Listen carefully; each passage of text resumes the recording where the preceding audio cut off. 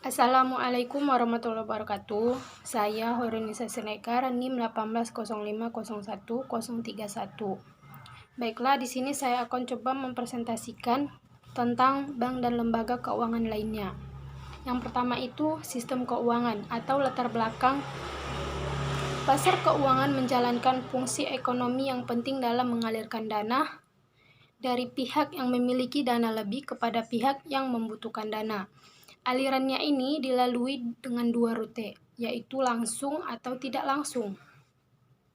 Lembaga ini muncul dalam sistem keuangan karena dapat menekan ongkos transaksi, mengurangi harga transaksi, dan memperlancar aliran dana yang pada akhirnya akan meningkatkan pertumbuhan ekonomi. Dengan demikian, jika proses intermediasi tersebut terganggu, maka akan mempengaruhi sistem keuangan dan mengurangi pertumbuhan ekonomi. Keberadaan informasi asimetris dan sifat intermediasi yang memiliki waktu jatuh tempo menghasilkan risiko terhadap pelaku ekonomi. Oleh karena itu, intervensi pemerintah dalam sistem keuangan melalui regulasi perlu dilakukan. Selanjutnya, aliran dana dalam sistem keuangan.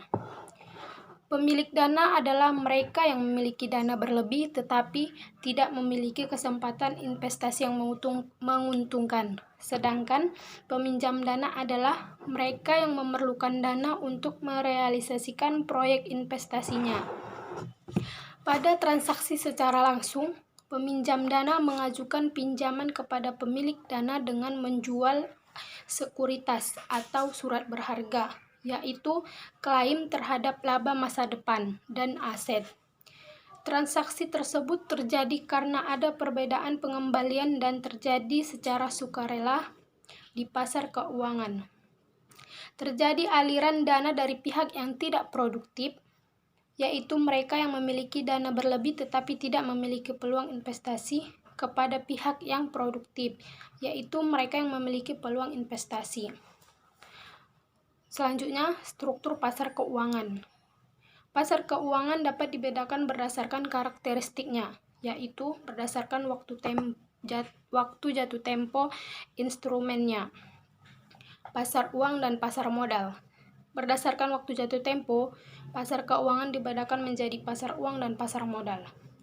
Pasar uang adalah pasar keuangan yang mentransaksikan sekuritas atau instrumen yang memiliki waktu jatuh tempo kurang dari 1 tahun, sedangkan pasar modal memiliki waktu jatuh tempo lebih dari 1 tahun. Perusahaan obligasi. Perusahaan yang memerlukan dana bisa meminjam dana secara langsung dengan menerbitkan surat utang atau saham. Instrumen utang memberikan penghasilan tetap, sedangkan ekuitas adalah klaim terhadap penghasilan bersih dan aset perusahaan. Pasar primer dan pasar sekunder. Berdasarkan urutan transaksinya, pasar keuangan dibedakan menjadi pasar primer dan pasar sekunder. Perusahaan yang akan menerbitkan sekuritas, misalnya saham, membeli jasa bank investasi yang tugasnya melakukan proses peminjaman emisi, yaitu menggaransi harga sekuritas dan menjualnya ke publik. Pasar bursa. Menurut organisasi pasarnya, pasar keuangan diklasifikasikan menjadi pasar bursa dan pasar non-bursa.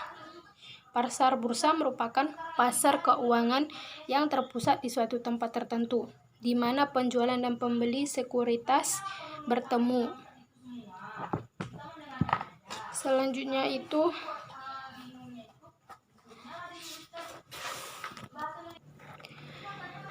klasifikasi lembaga perantaraan keuangan. Lembaga penerimaan simpanan atau deposito institution. Lembaga penerimaan simpanan atau deposito adalah lembaga perantara keuangan yang memperoleh dana dari simpanan. Baiklah, kita ulang struktur pasar keuangan. Klasifikasi pasar keuangan. Yang pertama, berdasarkan waktu jatuh tempo instrumen. Yang kedua, berdasarkan prioritas pengembalian. Yang ketiga, berdasarkan urutan transaksi. Yang keempat, berdasarkan organisasi pasar. Pasar Keuangan berdasarkan waktu jatuh tempo instrumen. Pertama, pasar uang, selanjutnya pasar modal. Pasar keuangan berdasarkan prioritas pengembalian. Yang pertama, pasar obligasi, yang kedua, pasar ekuitas. Pasar keuangan berdasarkan urutan transaksi, pasar primer dan pasar sekunder. Pasar keuangan berdasarkan organisasi pasar, yaitu pasar bursa dan non-bursa. Selanjutnya, informasi asimetris. Argumen kemunculan lembaga perantara keuangan, analogi pasar jeruk medan. Informasi asimetris menciptakan ongkos transaksi keuangan.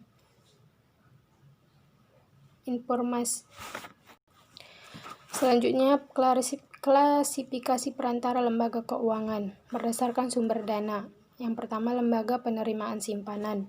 Lembaga perantara keuangan yang memperoleh dana dari simpanan auto deposit pihak ketiga dan meminjamkannya kepada pihak lain. Contoh, bank komersial dan koperasi. Control saving institution, lembaga yang memperoleh dana berdasarkan kontrak yang bersifat periodik sehingga sumber dan penggunaan dana relatif dapat diprediksi. Selanjutnya itu sistem keuangan global, bentuk-bentuk pinjaman bank dan perusahaan kepada negara lain, obligasi asing. Instrumen utang bersifat internasional yang dijual perusahaan suatu negara ke investor negara lain dengan mata uang negara yang dituju. Bentuk regulasi sistem keuangan. Yang pertama, menyediakan informasi kepada publik, bertujuan agar investor dapat mengambil keputusan dengan informasi yang cukup sehingga mengurangi resiko. Selanjutnya, menjaga kesehatan sistem keuangan.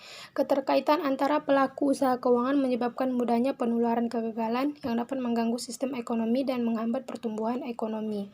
Selanjutnya, meningkatkan kemampuan otoritas moneter. Otoritas moneter atau bank sentral perlu memiliki keterkaitan kuat dengan lembaga-lembaga keuangan untuk menjaga kestabilan sistem moneter.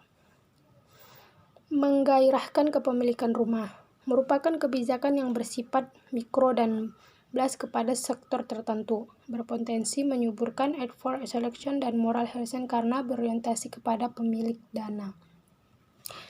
Sekian dari saya. Assalamualaikum warahmatullahi wabarakatuh.